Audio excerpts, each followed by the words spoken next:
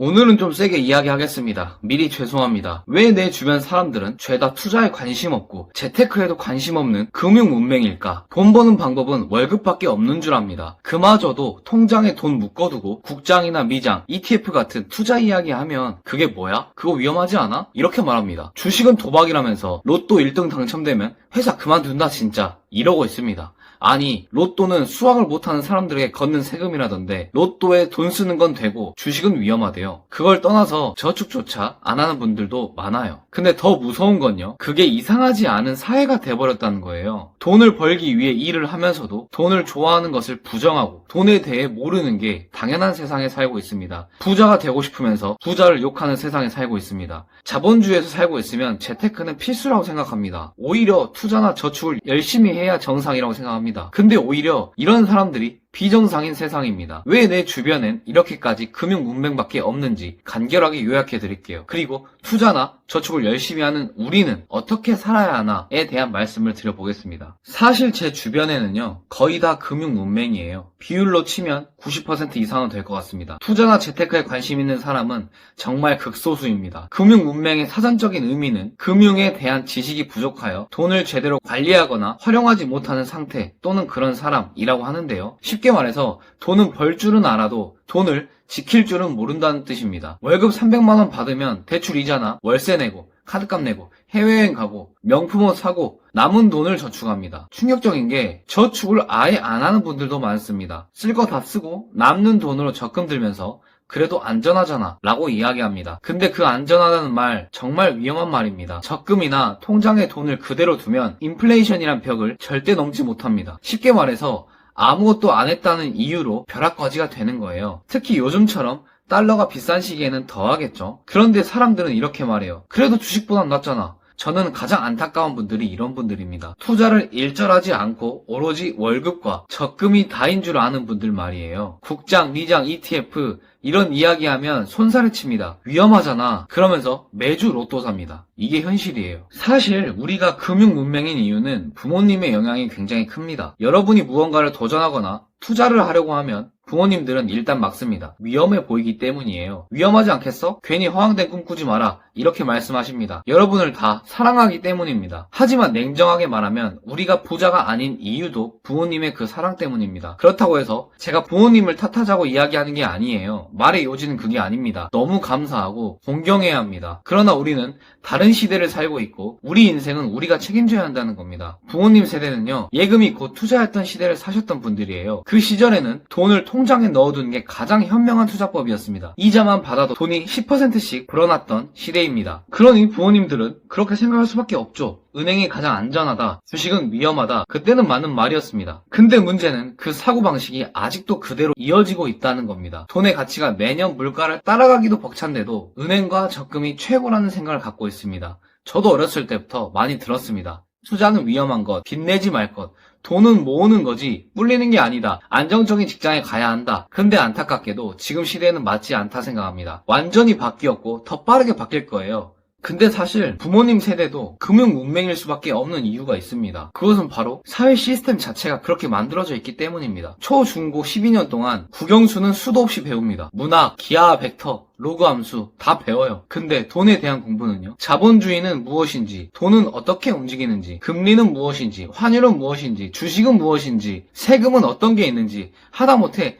집 계약은 어떻게 하는지 이런 거 한 번이라도 배운 적 있으신가요? 없어요. 교과과정 안에서 경제나 금융 관련 수업은 정말 미미합니다. 이따 해도 시험용 암기 수준입니다. 실제로 내 삶에 적용하는 방법은 아무도 안 가르쳐줍니다. 졸업하자마자 성인이라고 자본주의 사회에 던져지는데 아무것도 몰라요. 그러니 금융 문맹이 될 수밖에 없는 겁니다. 돈을 모르는 사람이 많은 나라일수록 부의 격차는 더 심해집니다. 왜냐하면 부자는 돈의 언어를 알고 대부분의 사람들은 그 언어를 모르는 상태로 평생 살기 때문입니다. 대한민국 학생들이 얼마나 공부를 열심히 하나요? 근데 정작 삶에서 가장 중요한 돈 공부는 한 번도 안 합니다. 더 이상한 게요, 한국 사회는요, 이상할 정도로 돈 이야기를 꺼려합니다. 누가 돈 이야기만 꺼내도 분위기가 갑자기 쌓여지죠. 돈 이야기하면 속물 같아. 그런 거 밝히면 좀 없어 보여. 돈 거리지 좀 마라. 넌 너무 계산적인 것 같아. 이게 아직도 우리 사회에 깊게 박혀있는 인식입니다. 근데 냉정히 말해볼까요? 돈 이야기를 꺼려할수록 돈에 솔직하지 않을수록 더더욱 돈에 끌려다니게 됩니다. 가정에서도 마찬가지예요. 자녀에게 돈 이야기를 꺼립니다. 공부 열심히 해서 좋은 대학 가면 다 해결된다, 이렇게 믿고 있습니다. 근데 세상은 그렇게 단순하지 않습니다. 밤새 야근하면서 열심히 일해도 좋은 대학을 나와도 돈 버는 것과는 조금은 다른 영역 같아요. 돈을 다루는 법을 모르면 결국 평생 노동소득의 굴레에 갇혀 살게 됩니다. 더 큰 문제는요, 이런 금기 문화가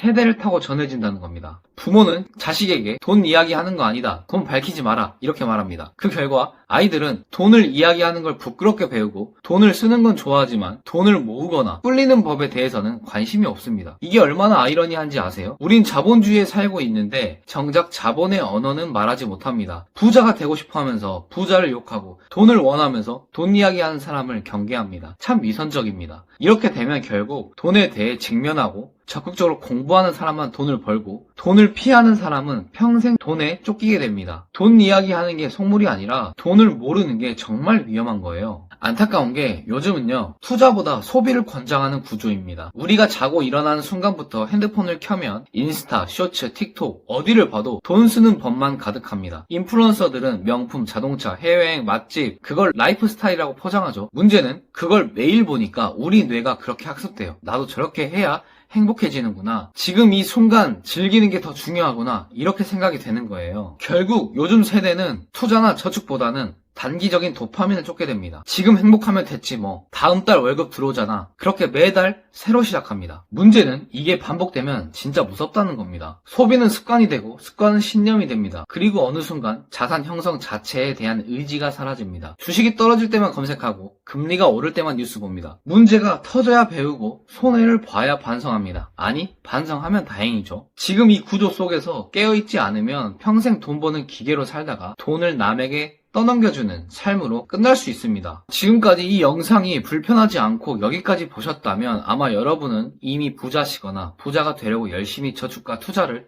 병행하는 평범하지 않은 분들일 거라 생각합니다. 그렇다면 이런 세상 속에서 우리는 어떻게 해야 할까요? 사람들은 누구나 좋은 방법을 알려주고 싶은 순간이 있습니다. 물론 저도 그랬어요. 내가 찾은 방법이 맞다고 믿었고 그걸 나누면 다 같이 행복해질 거라 생각했습니다. 그래서 전 친구들한테도 말했어요. 야, 이거 해봐, 무조건 돈 번다니까. 야, 그렇게 하면 위험해, 이렇게 해봐. 근데 돌아오는 건 열등감 섞인 비난이었습니다. 이 새끼 돈에 미친놈이네? 왜 이렇게 계산적이야? 그때 깨달았습니다. 가난한 사고방식을 갖고 있는 사람에게 부의 논리를 말하는 건 벽에다 말하는 것과 똑같다는 걸요. 사람들은요, 각자가 세상을 바라보는 세계관이 있습니다. 그 세계관이 다르면 언어는 아무 소용이 없습니다. 같은 말을 해도 전혀 다른 의미로 들립니다. 사고방식과 세계관의 차이는 언어를 쉽게 오해로 만들고 그 관계마저 끝냅니다. 불린 문자라는 말이 있습니다. 말과 글을 초월한 진리를 뜻하는데 직접 체험한 깨달음이 없으면 아무리 말해도 이해할 수 없다는 뜻입니다. 성경에도 비슷한 말씀이 있습니다.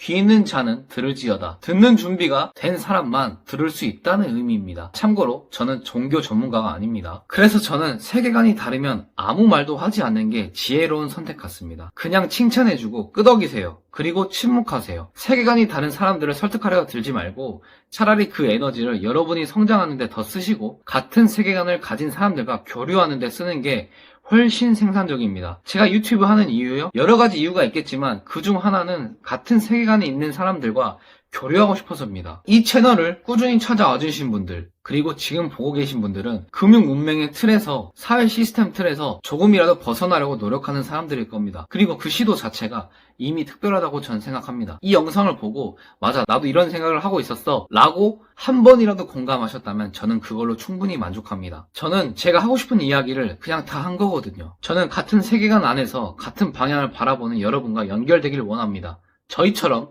투자나 재테크에 관심 있어 하는 세계관이 별로 없잖아요. 시청해주셔서 진심으로 감사드리고요. 투자나 재테크에 관한 내용이 궁금하시다면 이 채널을 구독하시고 자주 찾아와 주세요. 유튜브로 말하지 못하는 부분들은 제 블로그를 통해서 글을 쓰고 있으니까 블로그도 한번 찾아와 주시고 같은 세계를 바라보는 여러분들을 진심으로 응원합니다. 인생 파이팅 하십시오. 오늘은 제가 그냥 하고 싶은 말 다 바로 해봤습니다. 다음 영상에서 뵙겠습니다. 감사합니다.